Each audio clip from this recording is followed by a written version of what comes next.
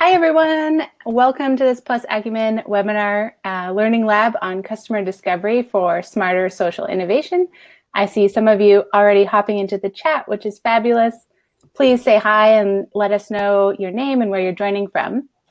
Today, we have the pleasure of welcoming Megan Christensen, who co-leads various accelerator programs with us at Plus Acumen. So super excited to have her share her expertise and her tips and strategies with you today.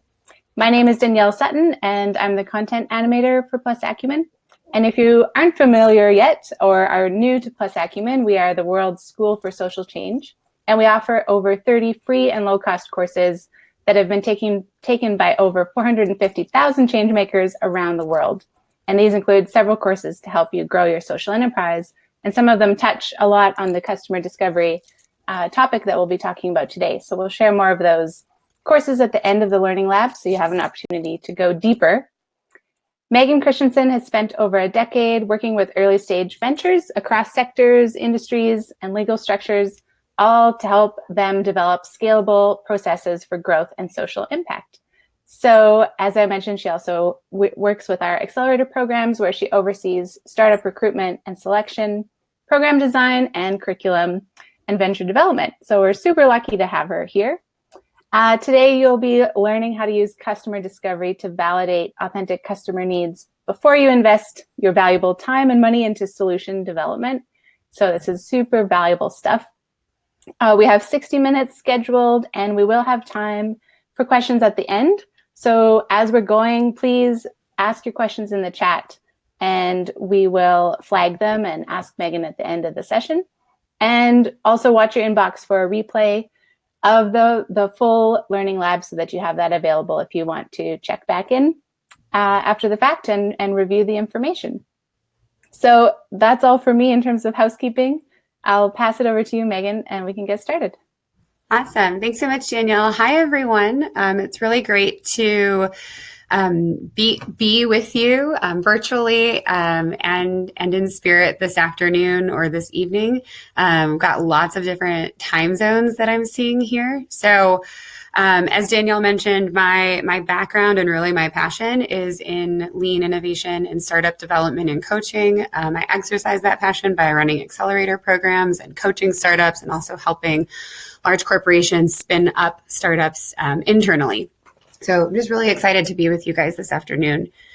I want to start this webinar actually just kind of noting and celebrating the fact that it's Thanksgiving week here in the United States. And anytime I'm working with a group virtually, in this case, a couple hundred of you virtually, I always just like to start and grounding us in something it's a little more like personal and human since we're relying so much on technology here. So we'd just love to see in the chat, what are you all grateful for? This might sound cheesy, but I'm specifically grateful for this opportunity to share something that I love with all of you, but also really grateful for just some R&R with family this weekend. So yeah, go ahead, post in the chat a couple of things that you're grateful for, that you're thankful for, just really thinking about. We'll see what we can get from our folks. Maybe Danielle, while folks are typing in, I'll kick to you. What are you grateful for? Ooh, good one. I'm grateful. This is a funny one. So I'm based in Canada, and we've had a very warm November so far. So I'm grateful for it not being very cold, even though we do have some snow, which I appreciate. So it's actually perfect. Oh, we're having a warmer November here too, in Chicago at least, which is we'll take what we can get. So definitely, I might be experiencing some tech delays on my side, but go ahead, type your things in. Oh, there we go. I see them coming in. And then while you're just kind of thinking or contemplating around gratefulness, we'll go ahead and get started with a quick poll as well. So one of the things that Danielle and I would love to learn specifically for this webinar, just so I can make sure that I'm giving you guys relevant examples or spending maybe a little more time on one area than another. So I'm curious what brings you here. So Danielle's going to put up a poll in just a moment. We'd just love to see from the group what drew you to this webinar today. Excellent. We have some results coming in. Megan, I'm not sure if you can see them on your side, but about 39% mostly curious about customer discovery, 25% thinking about launching a new product or service, and 13, I work for or lead a social Nice. enterprise. Yeah, I see it. Cool. Thank you guys. This is awesome. So we'll start high level and then kind of dive into specifics. And especially for those of you thinking of, it's about like 45% of you are thinking of starting something either outside or within an organization. So you're definitely going to leave today with some things that you can apply immediately. So customer discovery as a phrase was coined by a serial entrepreneur out in Silicon Valley in California named Steve Blank. You just looking at the title of this book, he has what some would call maybe like a bit of an ego in the fact that he titled his book The 4 Steps to Epiphany. But Steve argues that the essentially lean innovation is the only way to run a business such that you can make the right decisions in less time with less waste. So I'll talk about what his path to epiphany is in just a moment, but I really want to spend time on this definition of lean innovation that he, along with his peer, Eric Ries, for any of those of you who have read The Lean Startup, really popularized about 8-10 years ago.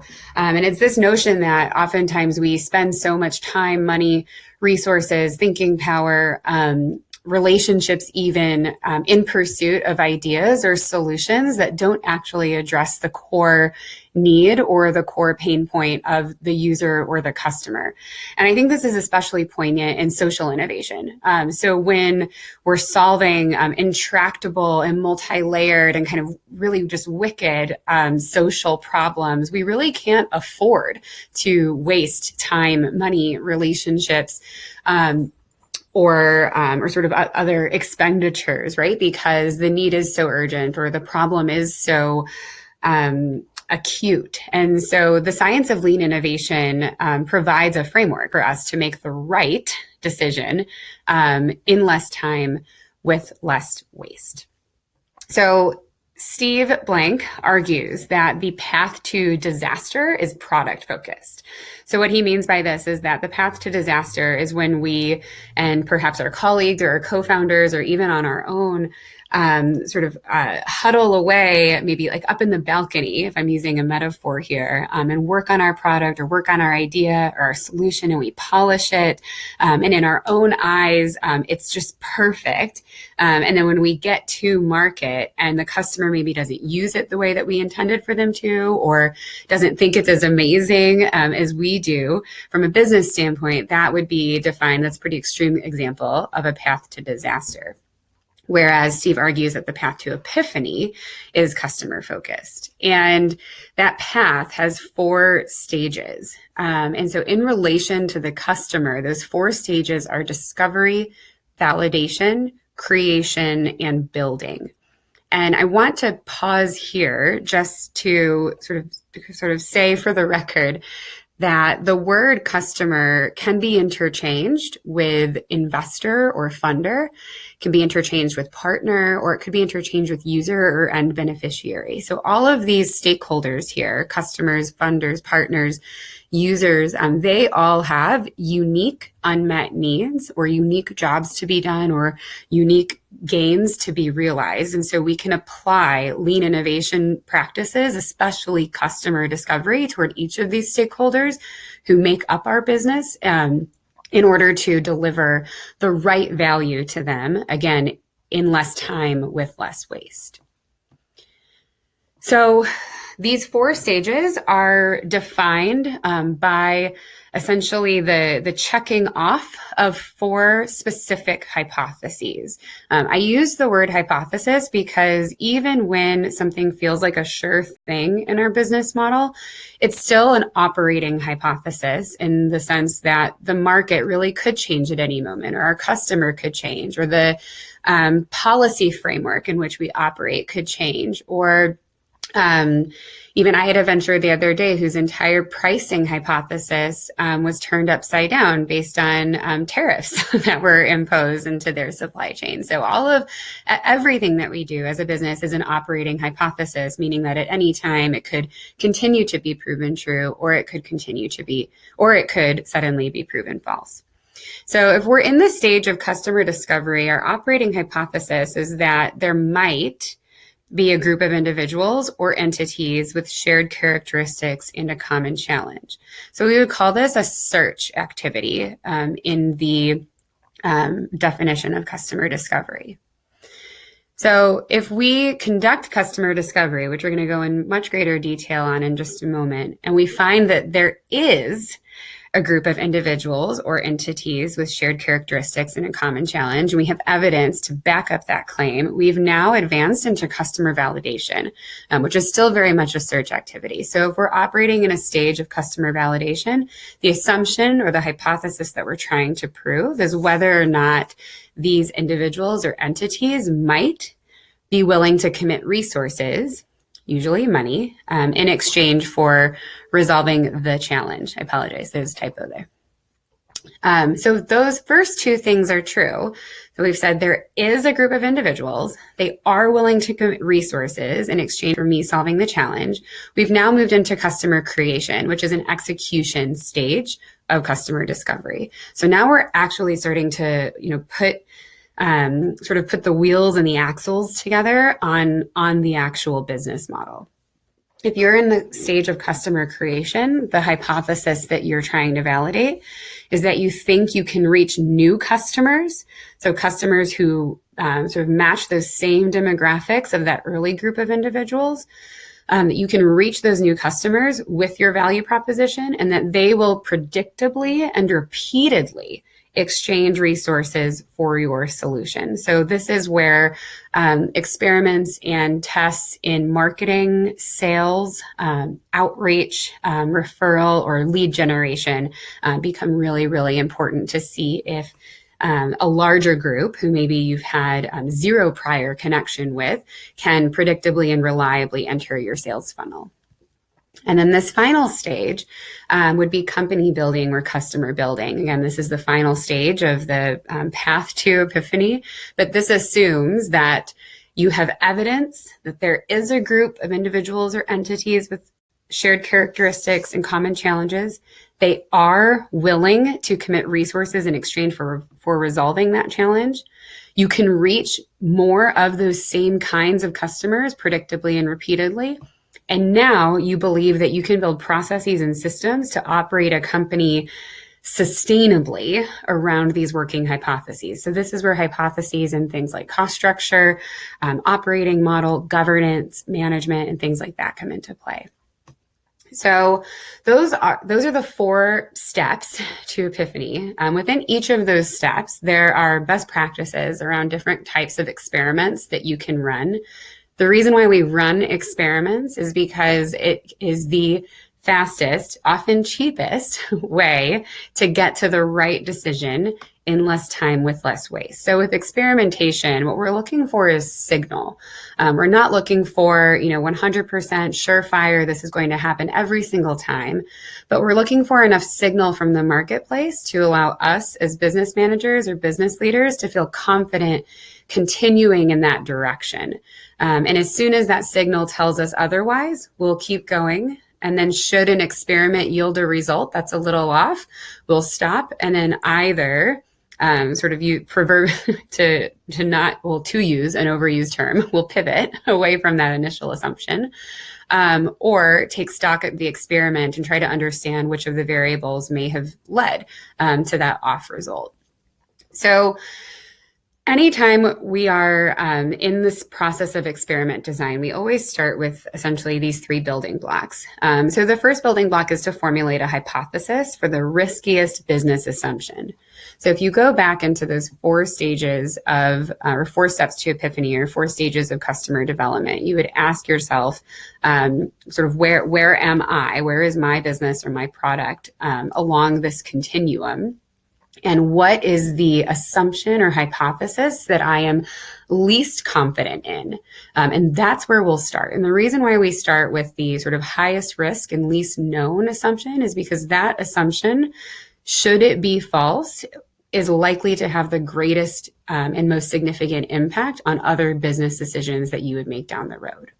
So once you decide which hypothesis or which assumption you want to test first, we'll then move into experiment design, which we've got a whole lot of great stuff later in the presentation to learn about. And then from there, you'll commit to a go or a no-go metric. So I'm going to break down each of these 3 steps in detail and with some examples. So when you're formulating a hypothesis for your riskiest assumption, the first thing that you'll start is, well, what's the assumption? So this should be a statement. This should not be a question. This should not be a thing that we suppose, but this is a statement. So an example that I'm going to use later is around a financial inclusion startup. And when they were first setting out to conduct customer discovery as a way to validate some pretty important assumptions to their solution, they would often say, who are the purchasers at within college financial aid offices? And that was it was a good question to ask, but it led them on a really winding path. Now, by rephrasing that question into a statement, they could say, directors of student financial services are the individuals with purchasing power within college financial aid offices. So now they have something, a statement that they can go out and prove true or false. And we'll talk about specificity later. But it's always important to first and foremost, translate the questions that you have into definitive statements so that you can design an experiment that would prove, yes, this statement is true, or no, this statement is false. The second thing that a hypothesis should contain is who is involved. It is incredibly important to be specific here. I work with so many startups who, and especially in social enterprise, who will say, well, nonprofits are our customers. They look, Megan, I made it a statement. And I would say, great. Are all nonprofits your customers, or just global nonprofits, or small nonprofits, or nonprofits working in environmental sustainability, nonprofits under 1 million in annual operating budget or over 10 million in annual operating budget? So the more specific that you can be, especially if your business is a B2B business model or business to business, even going a step deeper and saying directors of programming are at nonprofits who work in environmental sustainability in North America with an operating budget of less than $5 million have this problem, right? That is so specific that it could be proven true or false in a really compelling way. And then finally, your hypothesis or your assumption should contain a behavior. And the reason why we look for behaviors is because behaviors are observable and they help to protect us against a very common fallacy in startup development, which is the fallacy of say versus do. So lots and lots of people say lots and lots of things, but when actually presented with an opportunity to act on what they say, they often act in the complete opposite. It's a pretty incredible social phenomena. It's true across countries, across sectors, across industries, across consumers, across business to business. So anytime that we can ground our hypothesis or our assumption in an actual behavior that we would like to observe, the more stringent and sort of more telling that experiment is going to be. So the next thing that we'll do is, once we have our hypothesis, which is a statement, it includes some detail around who's involved and an observable behavior or action, would be to actually design our experiment. So when designing your experiment with your team, you'll want to ask, what's the sort of fastest, lowest risk way that we could stress test this assumption? You'll then decide which type of experiment you'll want to design, whether you're in discovery or validation, kind of those two stages that we talked about earlier. And then ideally, your experiment should evoke a really strong behavior or reaction, and the results should be observable and measurable. And my litmus test for this when I'm working with startups is, I would say, if you plucked someone off the street and asked them to look at your experiment results, would they be able to, on first glance, observe the same thing that you're observing and come to the same conclusion that you did? Oftentimes, especially in customer discovery, we'll say, "Oh, well, the customer said this, but what they really meant was this," or what I read between the lines on them saying was that. And that's where sometimes we can sort of twist and warp what our customers say in favor of what we want them to say. So to the extent that your experiment can evoke a strong behavior that's observable, again, the more accurate your results will be. And this is what an experiment looks like written out. It goes like this. For any of you who recall your training in the scientific method from sort of like your middle or high school science class, this might sound familiar. It might be triggering depending on whether or not you liked science, but ideally your experiment sounds like, if I do X, Y will happen Z% of the time. So why do we include that Z, right? Or that percentage metric? So the final step in experiment design is committing to a go or a no-go metric.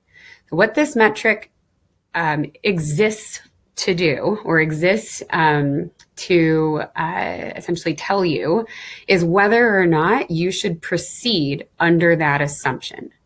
So your go or your no-go metric is the minimum amount of positive experiment results that you would need to see in order to remain confident in your assumptions. Now, a go or a no-go metric is not a goal. It's also not what you think will happen. And so I'll bring this to life with an example.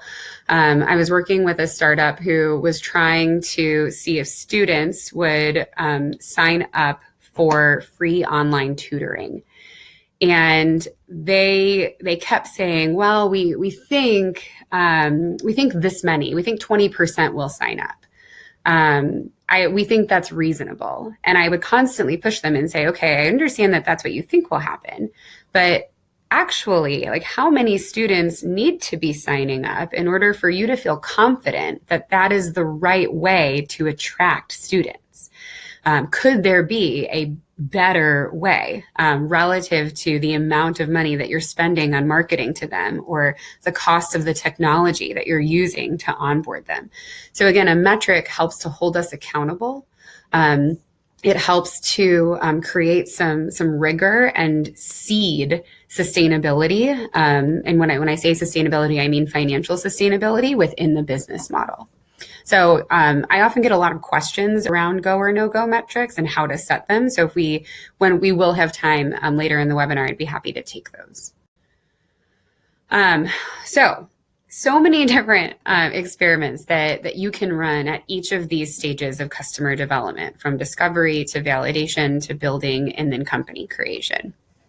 So if you're in the discovery phase, if you're trying to validate that a certain segment of customers or entities exist, that they share a challenge and that they might be willing to exchange resources for solving that challenge, I would say 9.9 times out of 10, you're going to default to customer interviews. So a customer interview is a 20 to 30 minute conversation with your customer or your assumed customer, where the main goal is learning about the lived experience, the existing behavior, or the way in which that individual or that entity handles a certain challenge or unmet need that you think they have.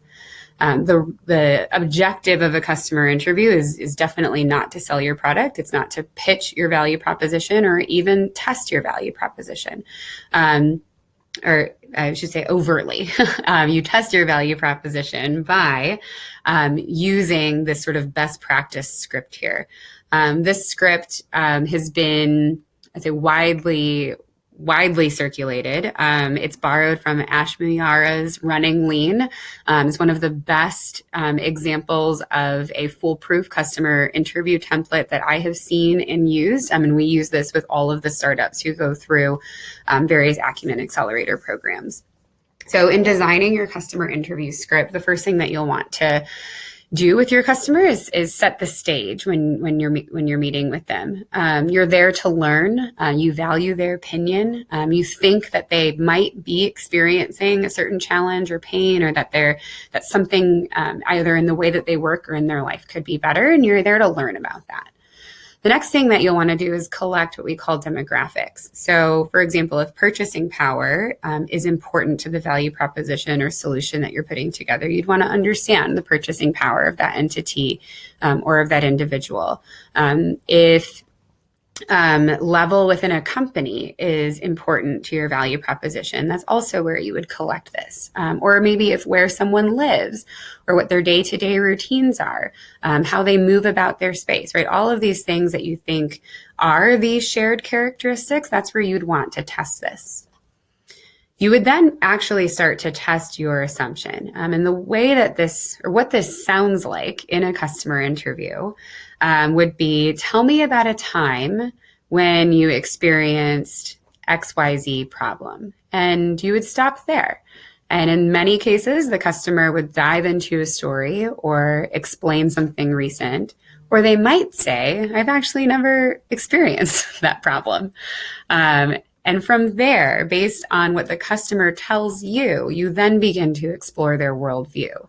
So this is where the sort of flow of the interview transitions from you directing the flow to the customer directing the flow. So as soon as the customer starts to open up about how they do or do not experience or have experienced or are going to experience whatever that challenge or pain that you think they might have is, this is where you start to follow their insights. So if a customer tells you about a time that was particularly painful, or a time when they were like just really, really stuck on something, you would follow that insight and continue to use open-ended questioning in order to better learn about that experience, maybe how painful or not painful it was, how they tried to resolve it on their own, what did they do, who did they talk to, what worked, what didn't, are they still experiencing that problem? Is this something that is really important for them to resolve? Are they willing, or are they already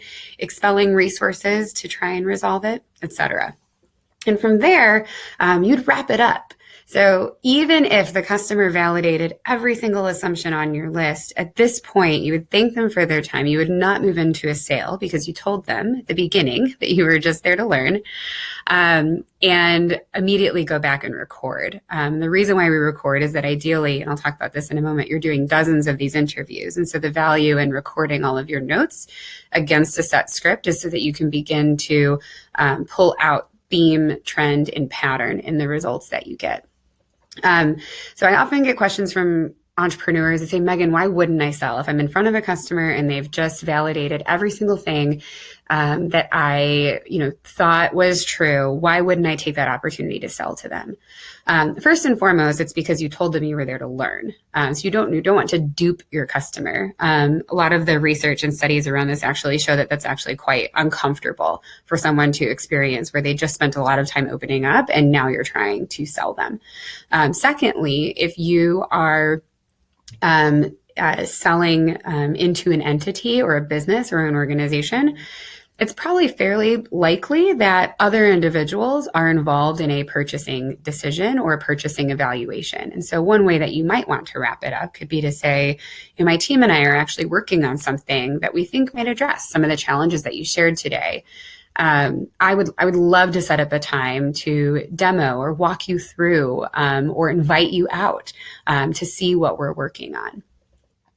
So that is those are the 6 stages of customer interviewing. It is absolutely an art and a science combined. And it takes lots and lots and lots of practice, especially because we often fall into these traps. So here are my 6 do's and don'ts of customer interviews. Absolutely do prioritize meeting in person when you can. It's not always possible for a lot of reasons, but to the extent that it is, take advantage of it. People will share much more with you in person than they will over the phone, and certainly much more than they will through a survey. We see a lot of founders default to surveys, and for so many reasons. People are, one, they just don't write as much in surveys because nobody likes taking surveys. And you're much more likely to fall into the fallacy of say versus do in survey format compared to in-person format. Also, in person, you can pick up on subtle cues and nuances that might indicate either how important or not important this problem is to your potential customer. Also, stay consistent with your script. So many times I have looked at customer discovery results from a founder, and they're trying to prove to me that their assumption is correct when in fact all 10 interviews sort of had completely different questions or assumptions being tested, or the person that they talked, there was no commonality between those who they talked to. So consistency is critical here in order to build trend and pattern. When you are solving for a market size of 1, and then another market size of 1, and then another market size of 1, that is consulting. There's nothing wrong with consulting. I myself am a consultant, but it's very different from a product-based or a productized service-based business model. My third do is do interview more than 10 customers before drawing conclusions.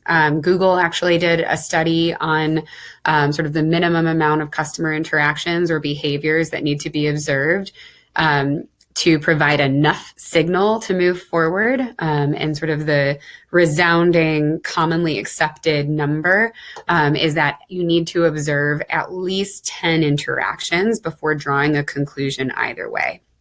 Of course, especially when you interview in person, do always follow up and thanks.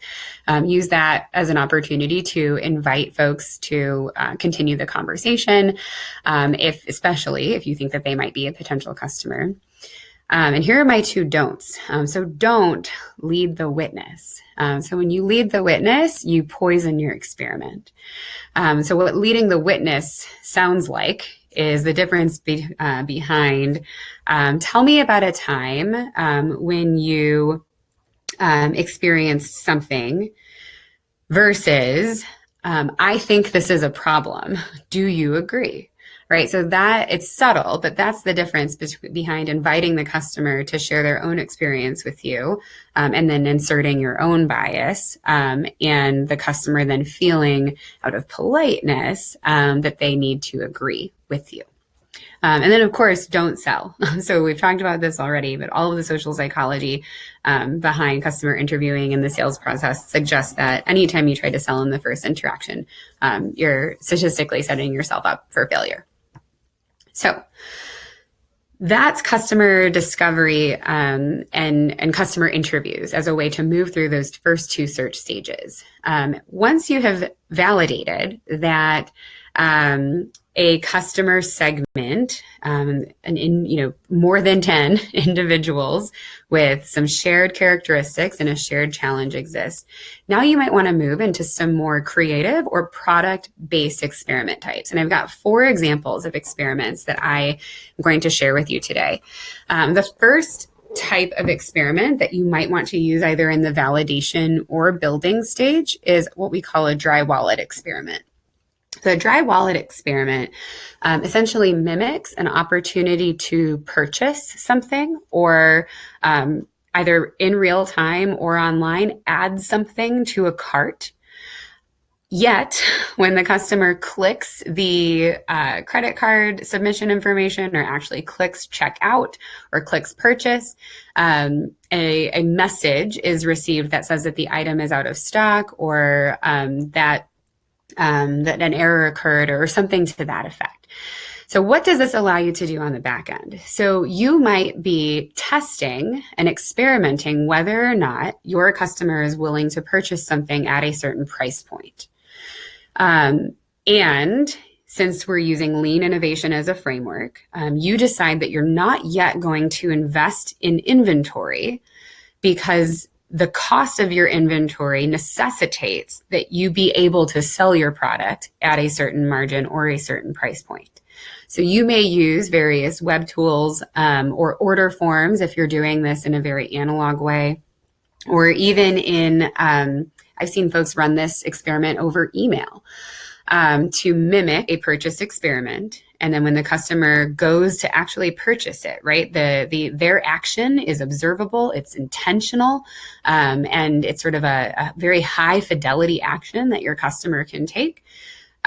You will reply with a message that the thing or the widget or whatever is out of stock. Now, I always get questions. Folks say, Megan, like, but that feels rude, or that feels like I'm duping my customer. And I will say, yeah, yes, it is in a small way. But ideally, you're only doing this with a small subset of customers, maybe 10, as we just shared in the earlier screen, or a couple dozen. And you can always maintain or preserve that customer relationship by saying, oh, I'm so sorry, this is out of stock. It will, we're hoping it'll be in stock, at some future date, and here's 10% off your future purchase. We're so sorry for the inconvenience, or something to that effect. And more, I've never seen a case where a dry wallet experiment yielded a really angry customer when the entrepreneur sort of did right to sort of alleviate any disruption that was caused. So that's a dry wallet experiment. Another type of experiment that you could run in the validation phase is called a fishbowl experiment. So the analogy or the metaphor of a fishbowl is such that you're creating an interaction where your customer can either use, manipulate, interact with, or play with the solution or the program, and you and your team are sort of peering into this fishbowl, or you are kind of have a one-way mirror set up. So let's say you're trying to validate that your customers in an online setting are going to take certain actions or read certain content or perform certain tasks before they do another thing on your website. There are so many different analytics or heat mapping or session tracking technologies out there that can allow you to create this metaphorical fishbowl on your website. If you run a nonprofit program where you're trying to observe the way that individuals interact physically or sort of in real life, you may place what we call observers either into that program or onto that store floor or into the field, wherever you are, whose sole job is to count the number of times that a customer does this one thing. So an example of this would be that we were working with a early stage girls literacy nonprofit, and they actually teach reading comprehension through a yoga-based curriculum where the girls do yoga and then they read about this like awesome little character who's doing yoga alongside them, and it's super cute, super fun. And the business owners wanted to understand if books with like more text and less pictures, or less text and no pictures, or sort of some combination of sort of information presentation was a better experience for the girls who were participating and led to better reading outcomes. And so the way that they did that was by putting out a variety of different kinds of books into the room, running the class with the girls. And then there were individuals there whose sole job was to literally track the amount of time that various girl participants spent reading each book. And that was the data that gave them the signal to decide which book to publish thousands of copies over. So they wanted to make sure that before they made that investment, they knew that they were publishing the exact right book for their user. This next type of experiment type is called an imposter experiment. This is actually one of my favorite kinds of experiments. So an imposter experiment can be used at the validation or creation phase. And it essentially involves deploying perhaps a competitor's solution or a complementary solution as part of your business model without you actually having to create the technology or the service first. until you know that your customer predictably and reliably and repeatedly will purchase and use it. So really, I think one of my favorite examples from of this kind of experiment was a company who was trying to test if people would put a trackable collar on their pets or livestock as a way to GPS track them in the event they got lost. A series of customer interviews and early validation experiments got them far enough along, but then the moment came when they were actually going to have to really invest in a significant product run for the technology. And they just didn't quite yet feel like they had the evidence that they needed to make that investment, and neither did their investors. So what did they do? They set up a kiosk in a pretty well-trafficked area in town and sort of announced that they were going to be giving away tiles. So for those of you who don't know what tiles are these little square tiles. They're like 1 by 1 inch square tiles that have a GPS tracker in them, and you can stick them on anything. You can stick them on keys, you can stick them on remotes, you can stick them on like book bags. I've seen people stick them on people, like whatever. And so this company said, we're going to give away 200 tiles. And the only thing that you have to do in exchange for us giving you this free tile is take a picture of what you put it on. And this team said if 10% of the tiles that go out get put on an animal, that is going to give us the evidence that we need to convince our investors and our suppliers that a limited run of this technology is worthwhile. And sure enough, they actually had about 2/3 of the people who grabbed them put them on their pet or their livestock's like collar or kind of like harness thing. And it was by far and away one of the most successful imposter experiments I've seen in a really long time, but incredibly creative, incredibly low cost, and had that experiment yielded a negative result, it in theory would have saved them tens of thousands of dollars in a product run that would not have been successful. Our last kind of experiment is an experiment type that we call back-end magic. So this is essentially doing in an analog fashion what your customer thinks is being done by technology. So if you are running an enterprise or an organization or building a solution that relies on pretty complex technology, which often requires significant upfront costs, a lot of time to build it or piece together the various technical components, and you're not quite sure what that tech stack should look like, or how the pieces should interact based on how your customer uses the solution, you might want to run some back-end magic experiments.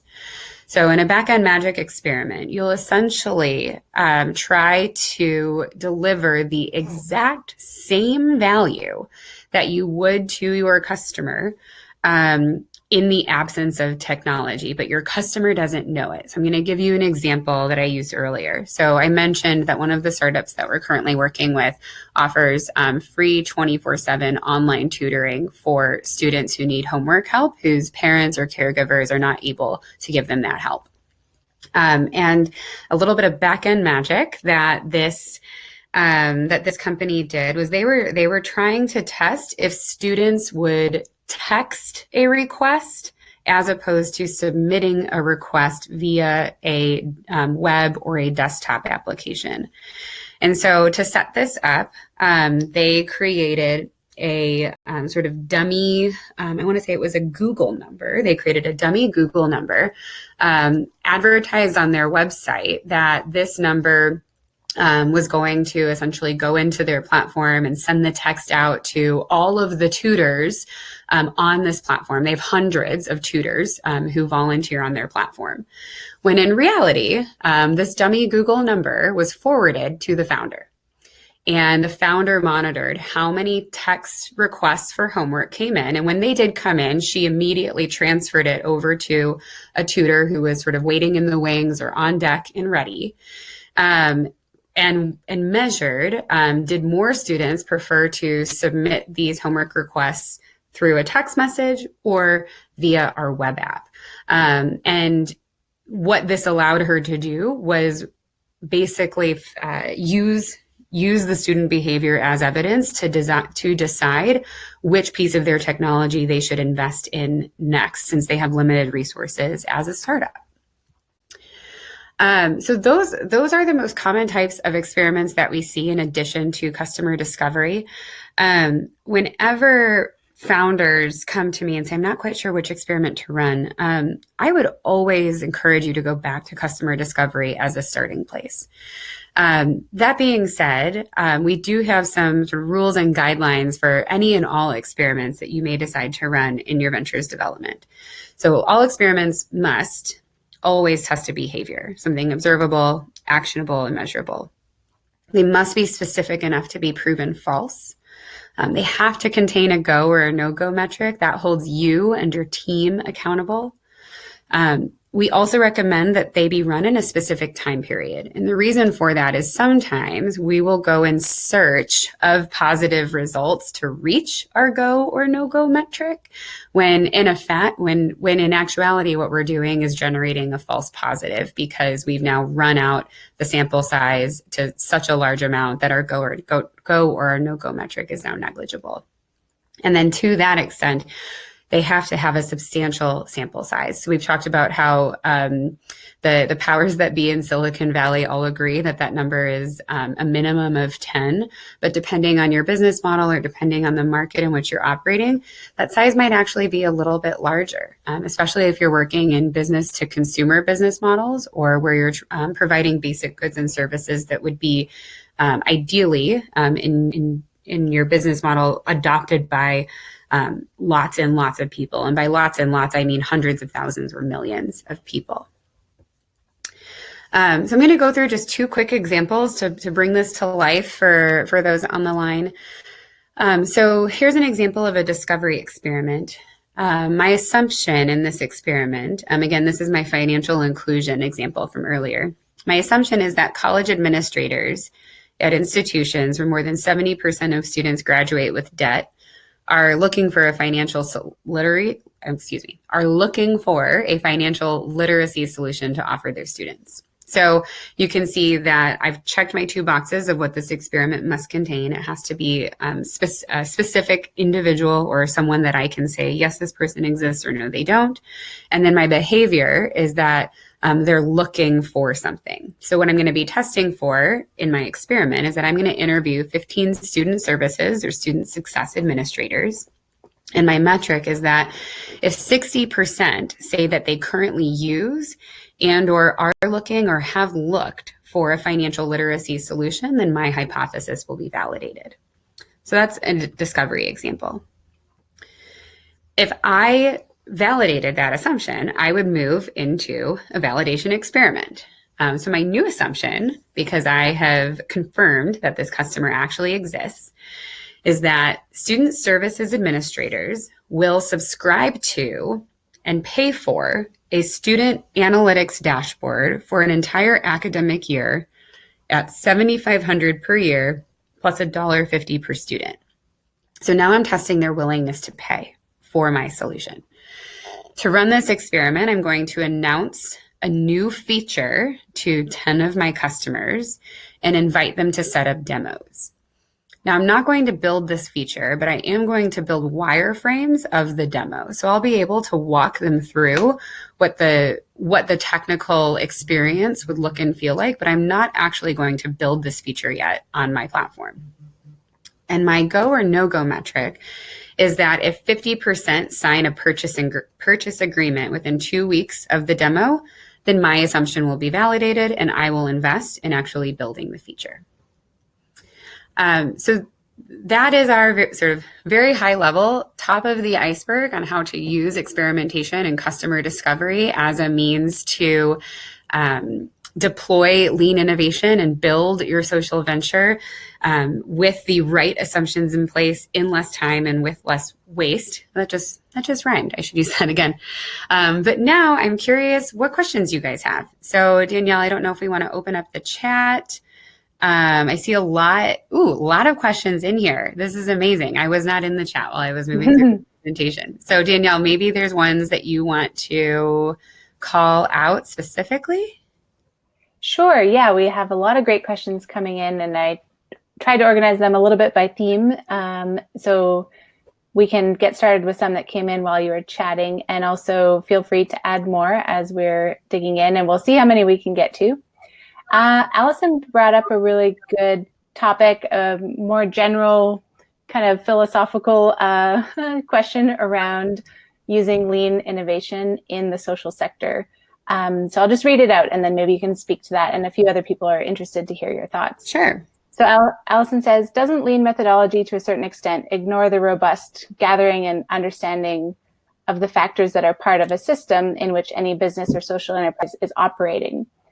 So is it a bit of a detriment because it's not as fleshed out as it could be working in the system, but you are working faster? So can you speak a little bit to the pros and cons there and how to scope your lens, maybe? Yeah, and I think this is where we see a lot of our social entrepreneurs actually try to trip up, is that in their experiment design, running a company is a giant experiment first and foremost. But we see them try to test a lot of variables at once, and oftentimes in testing those variables, the conclusion that they make is that the system or the infrastructure in which they're operating doesn't support their business model.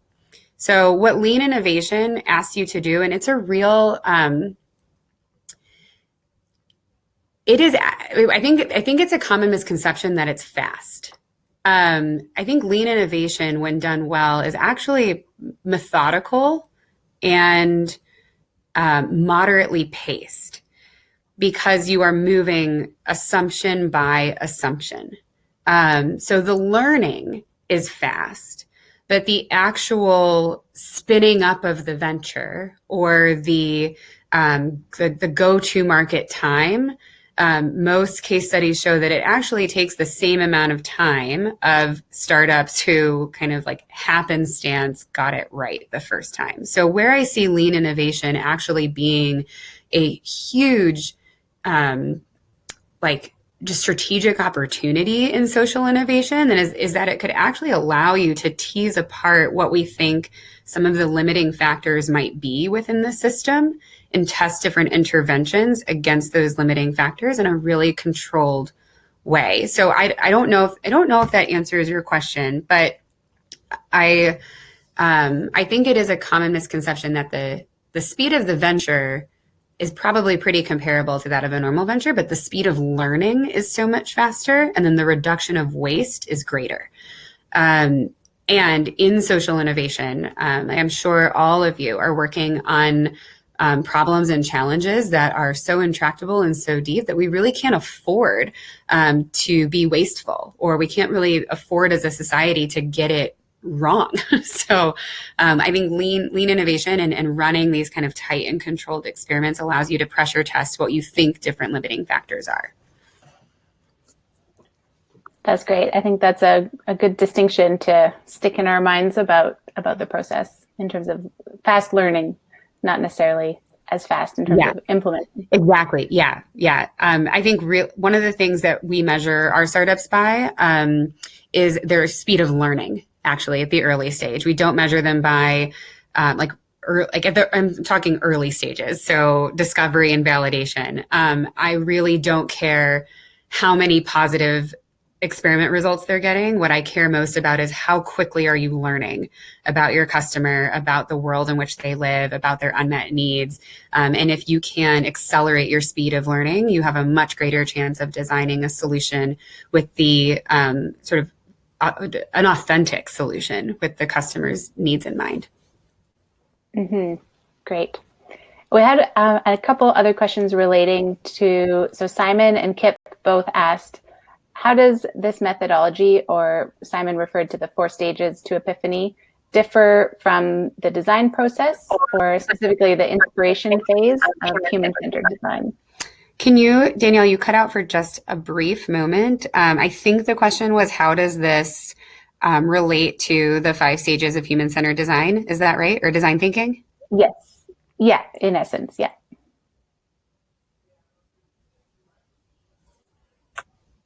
Oh, are you there, Megan? I don't know. Danielle, are you there? Was that right? Yeah. Yeah, that was right. Sorry, I think I must have cut out again, but Okay. yeah, how does it relate to human-centered design? Awesome. So it's very related to human-centered design, and it fits squarely in the empathy phase of design thinking, in terms of like the actual customer discovery. So a lot of empathy practices follow those sort of like 6 steps of customer interviewing. There's a lot of connection there. And then in the ideation and prototyping phase, and then obviously the testing phase at the end, what I think lean innovation does is it adds some rigor to those last 3 phases and really forces you to insert a metric and a time frame that you would then make a decision based around. So it does fit really nicely into human-centered design. I think in terms of schools of thought, Steve Blank, Eric Ries came from the origination of lean innovation came from agile software development and like 6 Sigma operating best practices, whereas design thinking and also human-centered design kind of came from principles of design from the design community. So they reached fairly similar conclusions, but came from very different backgrounds, if that makes sense.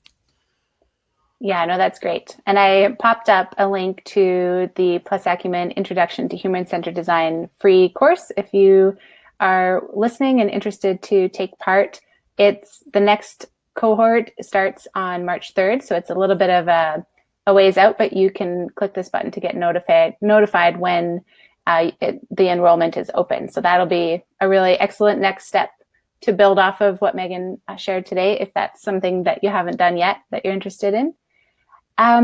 We have a couple questions about the interviews themselves, and I know we're going to run out of time fairly quick, but we'll try and get a few more in here.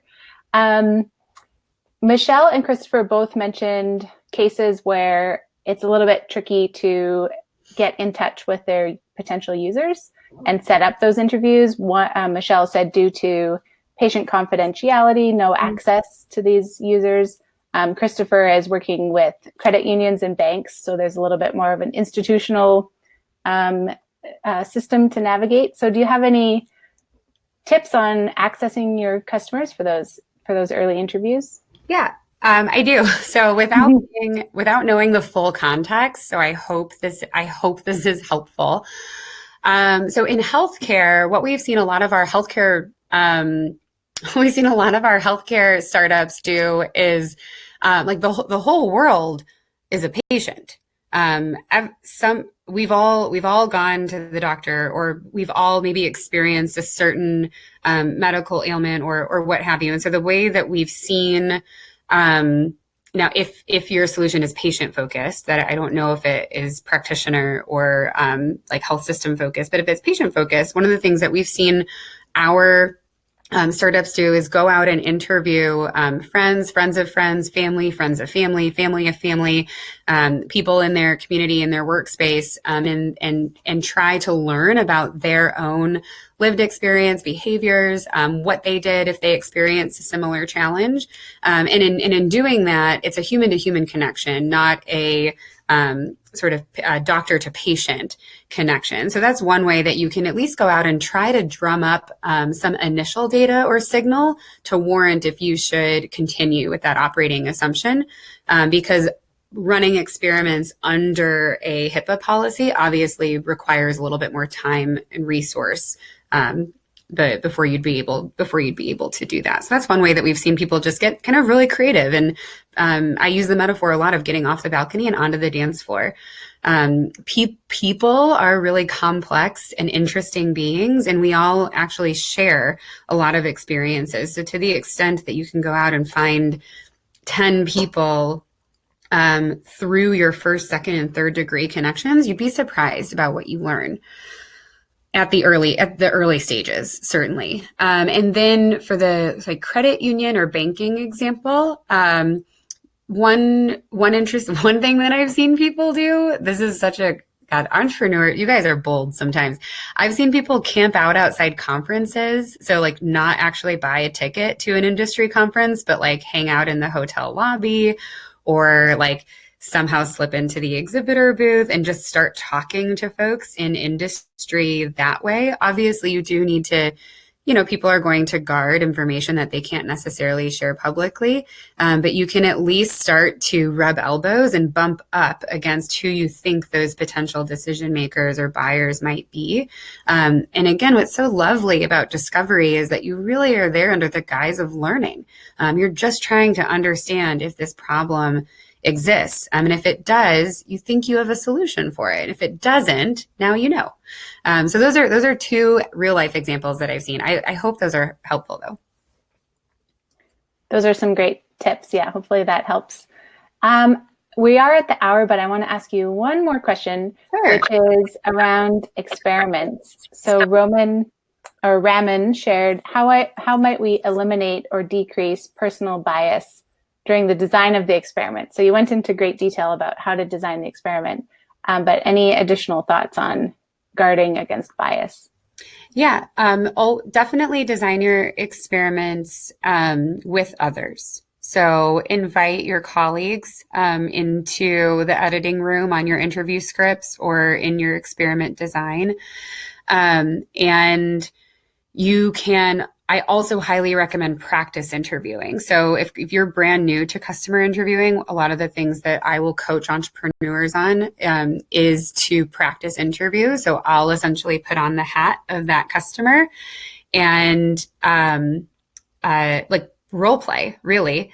And in that role, I'll intentionally give the interviewer an answer that they probably don't want to hear because it flies in the face of their assumption. And I'll see how they react. If they follow my insight, that's good. But if they still try to hammer home what they think the problem is, and I'm saying, no, this isn't actually a problem, that is usually a sign where someone might be inserting bias into the experiment design.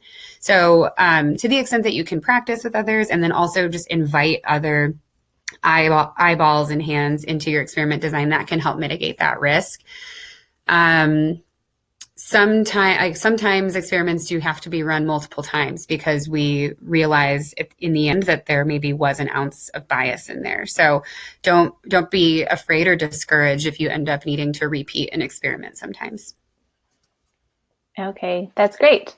I'm just going to share one more link for those of you who might be interested to build off of what you learned today and keep diving in more detail. And that is to the Plus Acumen Business Models for Social Enterprise course, which is open right now for enrollment. It actually started a few days ago, so it will close soon, but you can still hop in if it's something that you want to dig into, which of course is looking at your business model overall for your venture, including these pieces that Megan went into depth on today.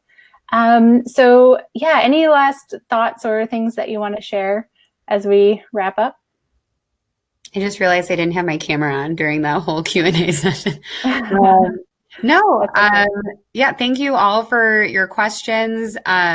Definitely, I mean, we'll send out this deck and the recording and lots of awesome literature out there. But I honestly, like, to be a little provocative, I would say like maybe read a few things and then go out and test. So don't spend too much time behind doors. Get out there, test. This muscle requires conditioning and toning. And the only way to do that is to actually get out there and do it. Wonderful. So happy customer discovery to you all and good luck. Let us know how it goes. And thank you, Megan, so much for all this great info today. Appreciate it. Yeah. Thanks, everybody. Bye.